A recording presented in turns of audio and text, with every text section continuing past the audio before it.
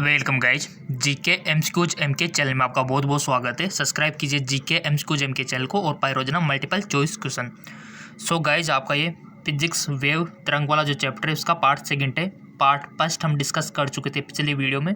अगर आपने नहीं देखा तो लिंक नीचे डिस्क्रिप्शन में दे दिया है। सो गाइज, चलिए शुरू करते हैं पार्ट 2 वेव तरंग का। ठीक है, पहला क्वेश्चन है आपका पार्ट 2 का। साबुन का बुलबुला प्रकाश में रंगीन दिखता है, जिसका कारण क्या है? आपने देखा होगा कि जो सोप होती है उसके बुलबुले जो बनते हैं प्रकाश में रंगीन दिखते हैं। आपने कभी कपड़े धोते टाइम पे देखा होगा, नहाते टाइम पे देखा होगा, बुलबुला जो बनता है इस प्रकार से उसमें रंगीन टाइप का दिखाई देता है। क्यों? क्या कॉज है, क्या कारण है? प्रकाश का ध्रुवण, प्रकाश का प्रकीर्णन, प्रकाश का अपवर्तन, प्रकाश का व्यतिकरण। सो सिंपल, इसका राइट ऑप्शन हो जाएगा प्रकाश का व्यतिकरण। इस कारण से हमको रंगीन दिखाई देता है साबुन का बुलबुला। ओके, और देखो बहुत सारी घटनाएं होती है, जैसे प्रकाश का ध्रुवण हो गया, इसके कारण भी कुछ ना कुछ तो होता ही है। प्रकाश का प्रकीर्णन हो गया, इसके कारण भी कुछ ना कुछ होता ही है। प्रकाश का अपवर्तन हो गया, इसके कारण भी प्रकृति में बहुत सारी घटनाएं होती है। ठीक है, तो हर घटना के पीछे कारण छिपा हुआ है और वो ही आपको पता रखना है। जिसको पता है वो इंटेलिजेंट है। ठीक है, चलो जी आगे। अगला क्वेश्चन, दो कलाबद्ध स्रोत आभासी है। यंग के दिसलिट प्रयोग में, लोयड के दर्पण में, फ्रेंजल ने दिक प्रिज्म में, उपयुक्त सभी। दो कलाबद्ध स्रोत आभासी है, इसका राइट ऑप्शन क्या होगा पहले आपको बताना है जी। चूज कीजिएगा ऑप्शन। सो सिंपल, इसका राइट ऑप्शन हो जाएगा आपका फ्रेंजल के दिक प्रिज्म में। नेक्स्ट, हाइजेन के द्वितीयक तरंग के सिद्धांत का व्यवहार होता है। हाइजेन के द्वितीयक तरंग के सिद्धांत का व्यवहार होता है तरंगान के ज्यामितीय नए स्थान प्राप्त करने में, तरंगों के अध्यारोपण के सिद्धांत की व्याख्या करने में, व्यतिकरण घटना की व्याख्या करने में, ध्रुवण की व्याख्या करने में।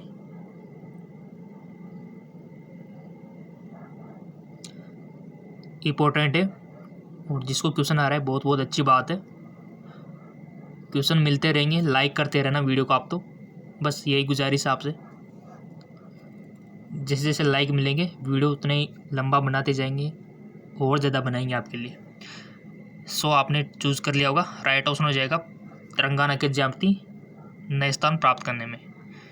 अगला क्वेश्चन, प्रकाश किस प्रकार के कंपनों से बनती है? इतर कण, वायु कण, विद्युत और चुंबकीय क्षेत्र, इनमें से कोई नहीं। लेट मी चेक, इसका राइट ऑप्शन हो जाएगा आपका विद्युत और चुंबकीय क्षेत्र। तो विद्युत और चुंबकीय क्षेत्र से प्रकाश किस प्रकार कंपनों से बनती है? विद्युत और चुंबकीय क्षेत्र। नेक्स्ट, प्रकाश के तरंग गति सिद्धांत के अनुसार प्रकाश के प्रकीर्णन के निरातक आयाम, तरंग की चाल, आवर्ती, तरंग लंबाई।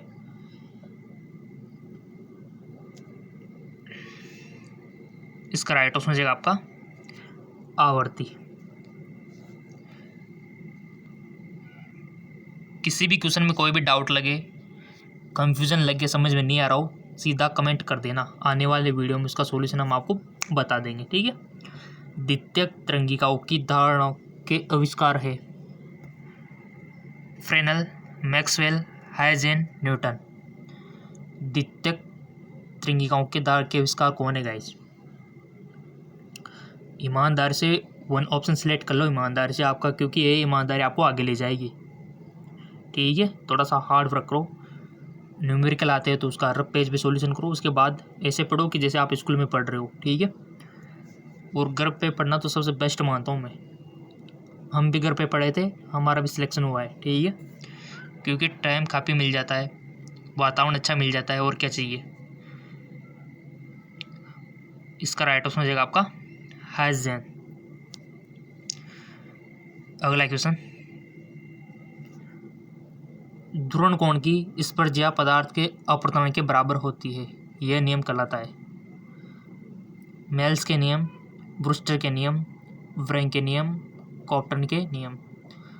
ध्रुवन कोण की स्पर्शा पदार्थ के अपवर्तनांक के बराबर होती है, यह नियम कहलाता है। कौन सा कहलाता है? नियम तो आपको, रूल्स तो सारे पता होनी चाहिए आपको।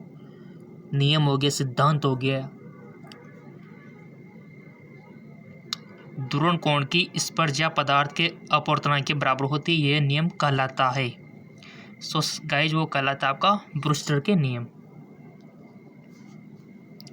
चलो जी आगे।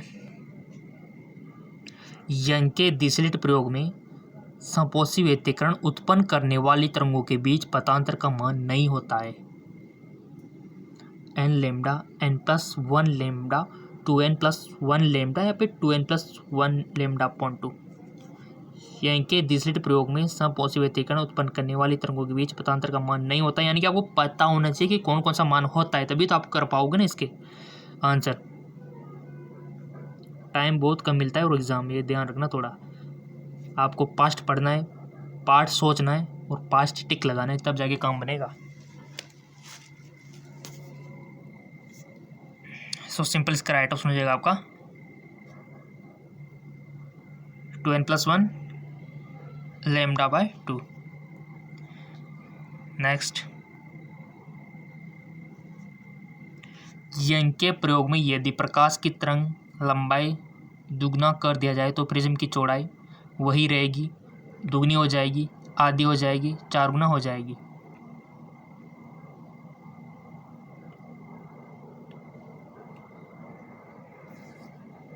प्रकाश की लंबाई दुगनी कर दी जाए तो उसकी प्रिज्म की चौड़ाई पर क्या इफेक्ट पड़ेगा? सो सिंपल इसका राइट ऑप्शन हो जाएगा आपका दुगनी हो जाएगी। चलो जी आइए। एक पतले फिल्म के रंग का कारण है प्रकीर्णन, व्यतिकरण, वर्णविक्षेपण, विवर्तन।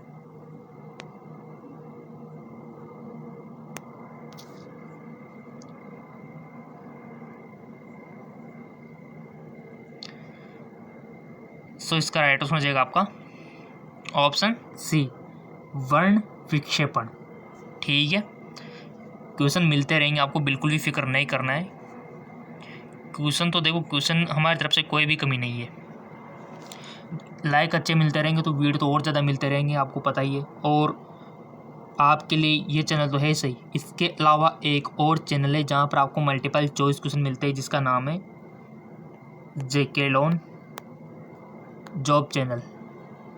वहाँ पर भी आपको फिजिक्स, केमिस्ट्री, बायोलॉजी के क्वेश्चन मिलते हैं। लिंक वैसे बेसिकली दिया हुआ है डिस्क्रिप्शन में, जाके फुल अवश्य कीजिएगा इसको।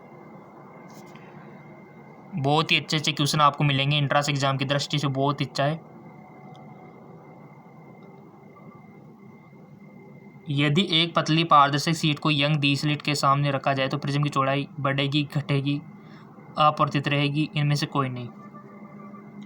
क्वेश्चन आपको चूज करना है। सो सिंपल, इसका राइट ऑप्शन हो जाएगा आपका अपवर्तित रहेगी। किसी भी क्वेश्चन में कोई डाउट हो, कंफ्यूजन हो, सीधा कमेंट। अगला क्वेश्चन है आपका, प्रकाश तंतु संचार निम्न में से किस घटना पर आधारित है? प्रकाश तंतु संचार निम्न में से किस घटना पर आधारित है? पूर्ण आंतरिक परावर्तन, प्रकीर्णन, परावर्तन, व्यतिकरण। बहुत सारे स्टूडेंट पूछते हैं सर हमको फिजिक्स और केमिस्ट्री के नोट्स चाहिए। सो भाई नोट्स चाहिए तो आपको तो पता ही कि फेसबुक और इंस्टाग्राम यहाँ पर फॉलो कर रखा होगा, तो वैसे आपको पता ही होगा कि नोट्स हमने अवेलेबल करवा दिए और केमिस्ट्री की तैयारी चल रही है, उनके नोट्स आपको मिल जाएंगे PDF। ठीक है, बहुत अच्छे अच्छे नोट्स हम आपको अवेलेबल करवाएंगे। फेसबुक इंस्टाग्राम पे फॉलो नहीं किया तो प्लीज़ कर लीजिए। वहाँ पर कोई भी लेटेस्ट इन्फॉर्मेशन आती है ना, जैसे कि कोई भी इन्फॉर्मेशन आ गया आपके एग्ज़ाम से रिलेटेड, रिजल्ट से रिलेटेड, एडमिशन से रिलेटेड, तो हम फेसबुक पर बेसिकली आपको बता देते हैं। और आप फेसबुक पर मैसेज के थ्रू कुछ क्वेश्चन भी पूछ सकते हो। सो फेसबुक इंस्टाग्राम पे फॉलो से कर लेना आप। आंसर दीजिए इसका, प्रकाश तंतु संचार निम्न में से किस घटना पर आधारित है? पूर्ण आंतरिक परावर्तन, प्रकीर्णन, परावर्तन, व्यतिकरण। और आपको पता है कि हमारे जो वातावरण हो गया, नेचर हो गई, इसमें बहुत सारी घटनाएं इन्हीं नियमों पर बनी हुई है। जैसे मृग तृष्णा हो गया, कभी कभी सड़क पर पानी दिखाई देता है, तो कभी आपको आकाश नीला पता ही दिखाई देता है ना। सो बहुत सारी जगह आपको देखा होगा कि तारे टिमटिमाते हुए दिखाई देते हैं, इंद्रधनुष का बनना, ये सारी घटनाएं इन्हीं से ही तो है। पानी में डूबी हुई वस्तु का टेढ़ा मेढ़ा दिखाई देना, छोटा दिखाई देना, बड़ा दिखाई देना, सब यही है, इन्हीं की करामात है, यही साइंस छिपी हुई है इनमें। सो आपने टिक लगा दिया होगा। प्रकाश तंतु संचार के नियम किस घटना पर आधारित है? तो इसका राइट ऑप्शन हो जाएगा आपका पूर्ण आंतरिक परावर्तन घटना पर आधारित है। सो गाइज लिंक नीचे डिस्क्रिप्शन में दिया हुआ है, जाके देख सकते हो।